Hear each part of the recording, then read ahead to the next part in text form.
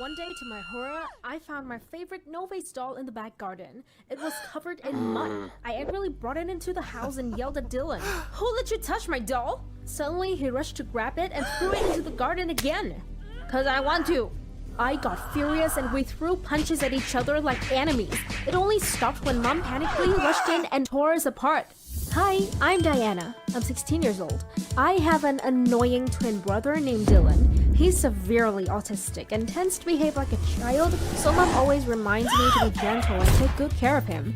Dylan loves cosplaying as Naruto and flaunting that outfit.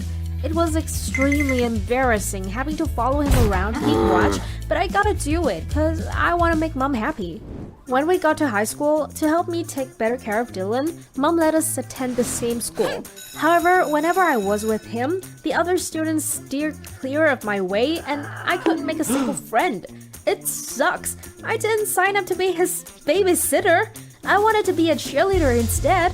But for being timid and not very confident, I applied to be the assistant coach. I often silently watched the team practice and admired them from afar.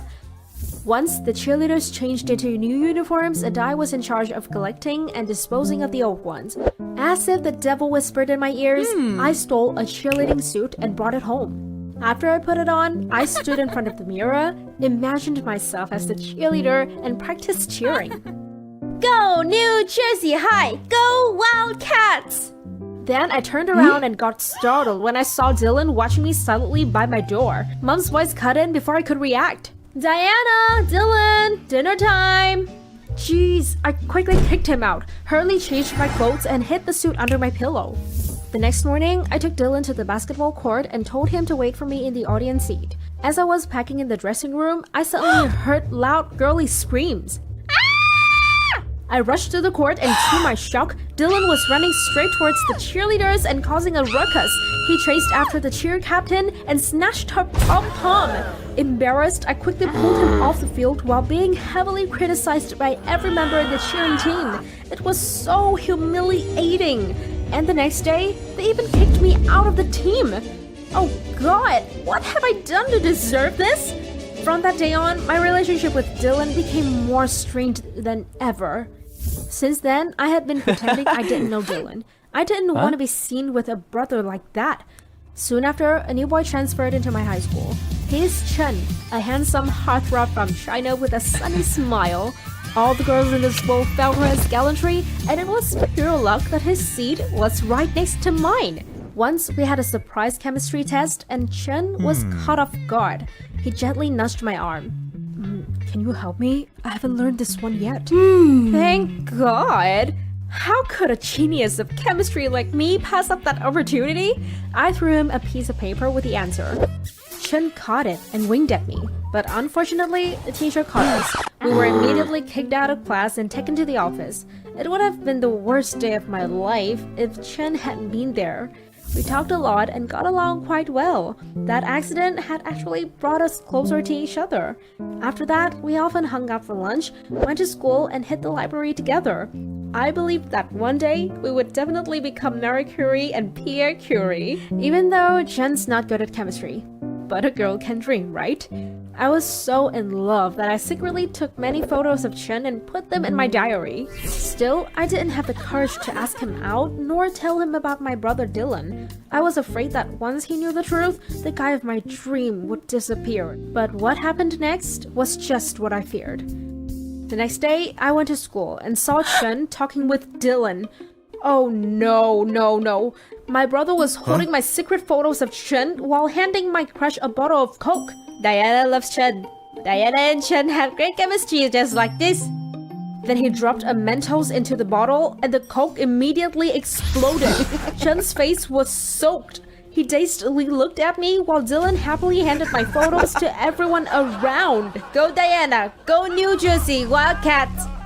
All the students laughed hysterically, saying that I was just a clown like my brother.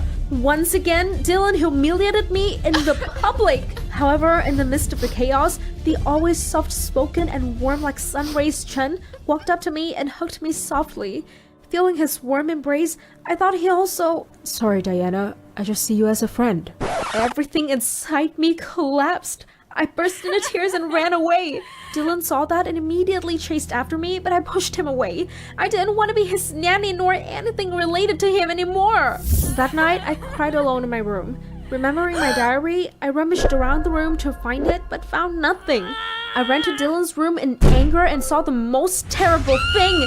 He was scribbling on my diary. Unable to bear it, I snatched the diary back and shouted, "Don't touch my stuff and stop humiliating me! I hate you! Go away!" When Dylan heard it, he cried like a baby and left. I thought it was a normal reaction, but that night, Dylan didn't come home. Mom was worried sick and ran everywhere looking for him. That night, I was so wide awake that I decided to take a look at his scribbles in my diary. To my surprise, every page I wrote about my wish, he wrote on it a sentence. "If I can do it, you can do it too." I suddenly realized that all the things Dylan did were things I wished to do but couldn't because I was timid. From the fact that he rushed into the middle of the cheerleading team to take their pom-pom, to the fact that he confessed to Chen in my place, it was all to encourage me. Yet I said I hated him and didn't want to see him again. I opened the last page of my diary. There was a photo of myself and Dylan when we were small, and I was holding the no-face doll. Next to it was another of his scribbles. He wrote that no-face devoured people and worried that I would be devoured too. That's why he had been trying to take my favorite doll from me. Words can't describe how regretful I felt. A crazy decision popped up. I made up my mind to never lose him again. The next day, I put on the Naruto outfit and ran to school in ninja style. The whole school laughed hysterically at me again, but I didn't care. There was only a tiny hope in my mind that Dylan would see me. Fortunately, he did and rushed straight to me in excitement. "Naruto! Dylan loves Naruto!" I broke down into tears and hugged him. "It's me, your sister. I'm so sorry for saying I hate you. Having you is the best thing in this world. I love you, brother." Dylan laughed and shed tears as well. "Naruto is nice. Don't cry, Naruto." I laughed and hugged him tightly. Although he's a bit silly, he's the purest one I know and truly loves me the most. Thanks to Dylan, I have more confidence in myself and stop being afraid of others' opinions.